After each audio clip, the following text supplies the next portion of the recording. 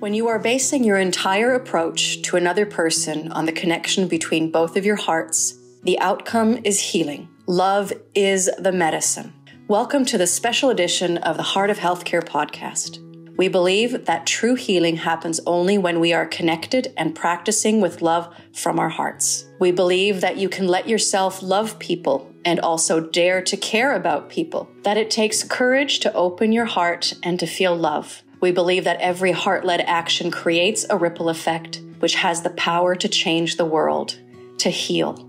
And these beliefs are what drives heart-based medicine in all things. Now, imagine a center that embodies all of these beliefs and more. Welcome to the Heart-Based Center, nestled in the heart of Basel, Switzerland, the first of its kind. What you will hear next is a heartfelt discussion by our two therapists, Andrea Gardner and Fiona Cox, sharing their experiences of the past few months that have taken place at the Heart-Based Center. We hope you enjoy the conversation. Hi, welcome to the Heart-Based Center in Basel. I'm Andrea Gardner and I'm here today with Fiona Cox. We're just talking, we're reflecting on the past year about the journey here in Basel. It's been amazing. Fiona, oh my goodness, what a year. How did this happen? This is incredible. We came to Basel as part of a project to treat Ukrainian families who just arrived from Ukraine with nothing. We came here for a week in May, and then we came back again for a whole month in June. And now we're here every single month. And it's become this incredible journey that we've been on together. Tell me about your experience of that. My goodness. Wow, I don't know where to start, really. I mean, it has been an incredible journey. From the moment when we said, oh, hands are on fire and we have to go and help these women and children. Yeah. And we came for 6 days. Yeah. It was incredible. These women who were so traumatized, wrenched away from their land, their jobs, their families, came with their children. And they were very closed, very contracted. I mean, having to cope with the trauma. But they had such strength, such resilience. Yeah. And then they came for these sessions with us. That first week where we just did sessions every day for 6 days. Yeah. I mean, it was intense. It was incredible. Yeah. They just opened their hearts and, we opened all of us together. Yeah. And it was just so beautiful to see the transformation. Yeah. And we had no idea what was going to happen. I mean, I remember going for a cup of tea with you at home and having this conversation about Ukrainian refugees and having this strong sense, my hands were actually starting to burn, having this strong sense that we needed to be there. And you had exactly the same experience of that we needed to come, we needed to help. And then when we arrived, I think, it was a surprise to me when we arrived. Was it the same for you? Absolutely. I was thinking that we were going to be meeting these very, inwardly focused, very traumatized people. That wasn't actually my experience. They're very strong, they're very vibrant, they don't want to be thought of as traumatized people because they have this inner strength. Is that reflected in yours? And I think that was one of the really good things, is that what we were focusing on was intensive caring and restoring peace. Absolutely. So we weren't focusing on the trauma, although clearly it was there in large measures. But we were really focusing on the peace and restoring that. Yeah, I think that was the key, wasn't it? Absolutely. Yeah. And you've worked a lot with the children as well. Tell me about that. How's that been? Yeah, I mean, just doing some EFT, tapping, and also little bits of healing too. But, they were just so responsive. Yeah. We ended up singing and having fun. Yeah. And they were missing their dads, missing their grandparents. Yeah, sure. But it was such a privilege to be on this intimate journey with them. Yeah. Really. Yeah. And who knew it would end up with us being here all this time? And now there's a centre here. Yes, we're in it. Yeah. It's amazing. Amazing. Yeah, what a privilege. Yeah. Yeah, it really is. And, you know, just seeing how people have travelled, you know, just what comes to mind is this Ukrainian woman I've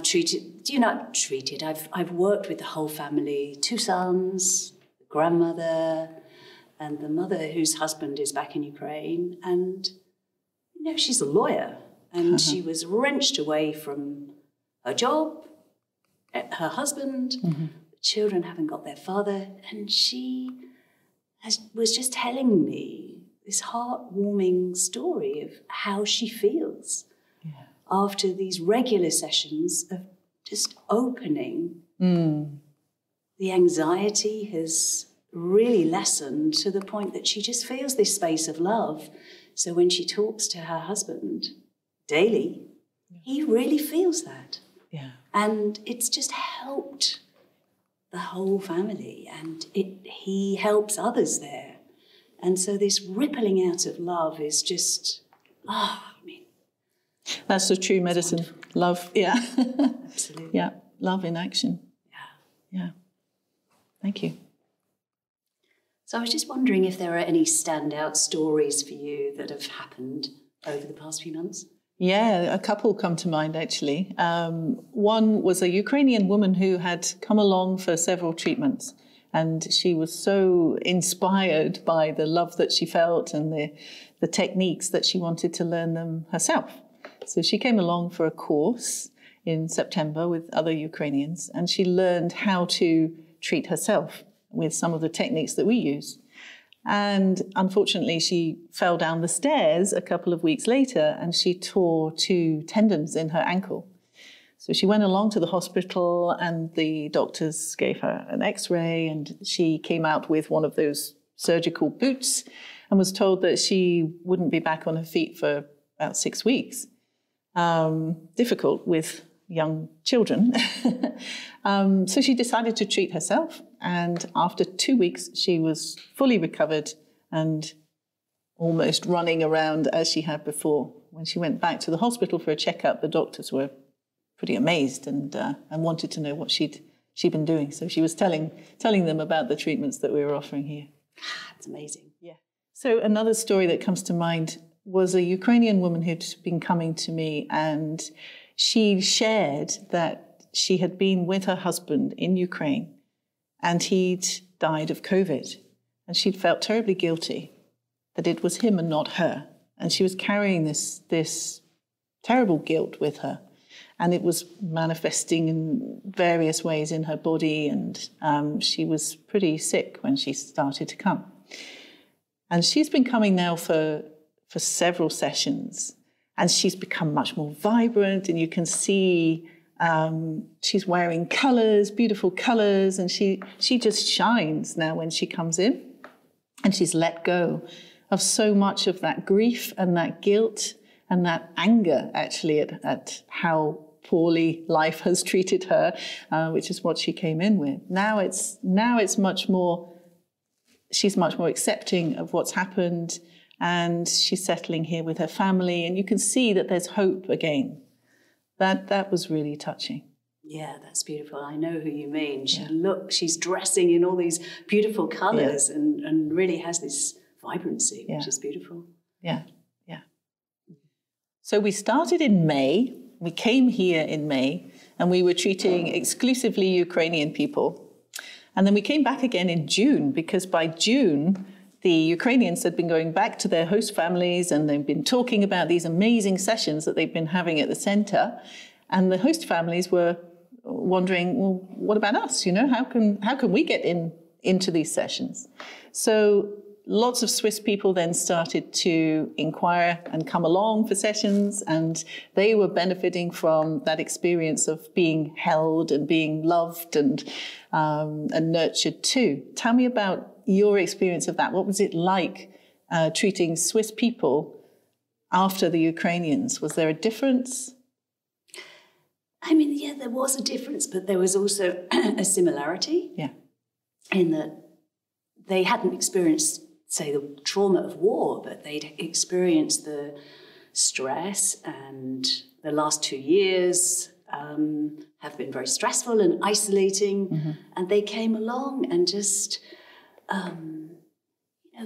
really open to this space of love and stillness inside, and just reconnecting with the truth of who they are. Yeah, absolutely. I think the mind and all the worry and anxiety can really obscure this beautiful stillness that we have inside.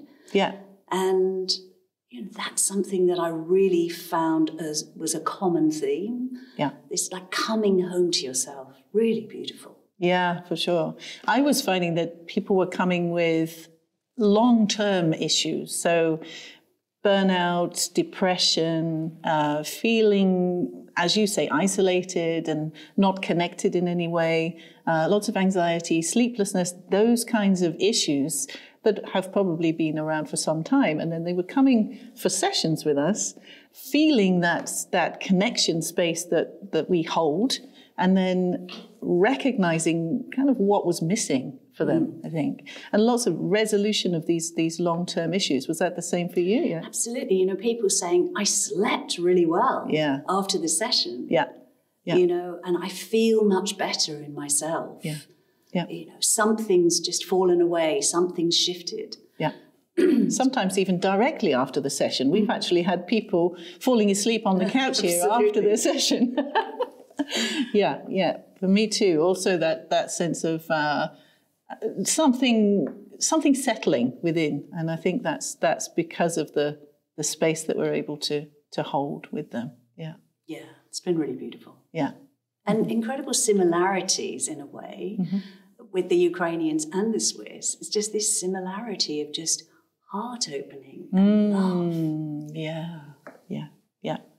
And they're booking every month now. It seems that a lot of people feel that this is their maintenance program. This is something that's going to get them through the more difficult times. Yeah, I want more of this. Yeah. So I'll book in a few weeks. Yeah. It's great. It is. Yeah, it's really beautiful to be part of this journey, isn't it? Isn't it?